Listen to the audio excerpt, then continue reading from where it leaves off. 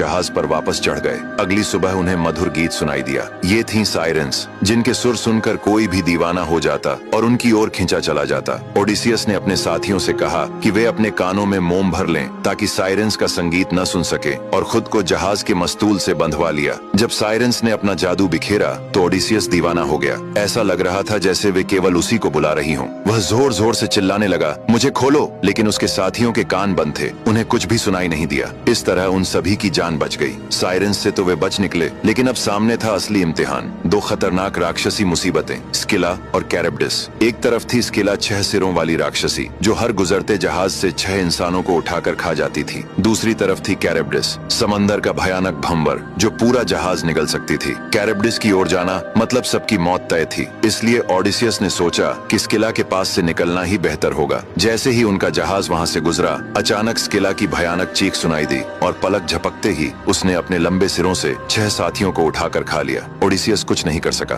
भारी मन से वह वहां से आगे बढ़ गया, लेकिन मुश्किलें अभी खत्म नहीं हुई थीं। आगे रास्ते में सूर्यदेव हीलियोस का द्वीप आया। ओडिसियस को टायरेसियस और सर्सी दोनों ने चेतावनी दी थी कि वहां की पवित्र गायों को हाथ न लगाना। इसलिए ओडिसियस ने अपने साथियों से भी साफ कह दिया कि यहाँ रुकना पड़े तो भी गायों को बिल्कुल नहीं छूना है। लेकिन तभी एक भयानक तूफान आ गया और वे कई दिनों तक वहीं फंसे रह गए। भूख बढ़ती गई। एक दिन जब ओडिसियस गहरी नींद में था, तब कुछ साथियों ने पवित्र गायों को मारकर उनका मांस पकाकर खा लिया। जब ओडिसियस की नींद खुली तब तक बहुत देर हो चुकी थी। उसके साथियों ने सूर्यदेव हीलियोस की गायों को मारकर खा लिया था। गायों की हत्या के बाद सब कुछ बदल गया। सूर्यदेव बहुत नाराज हो गए। उन्होंने ज्यूस से शिकायत की। ज्यूस ने आकाश से बिजली गिराई। ओडिसियस का पूरा जहाज टूटकर समुद्र में डूब गया। उसके सभी साथी मारे गए। केवल ओडिसियस ही जीवित बचा। वह लकड़ी के एक टुकड़े के सहारे कई दिनों तक समुद्र में भटकता रहा। बारिश, धूप और लहरों से लड़ता हुआ वह आखिरकार एक अनजान द्वीप पर पहुंचा। ओडिसियस अब कैलिप्सो के द्वीप पर था। कैलिप्सो एक सुंदर अप्सरा थी जो उस सुनसान द्वीप पर अकेली रहती थी। उसने ओडिसियस की जान बचाई, उसकी देखभाल की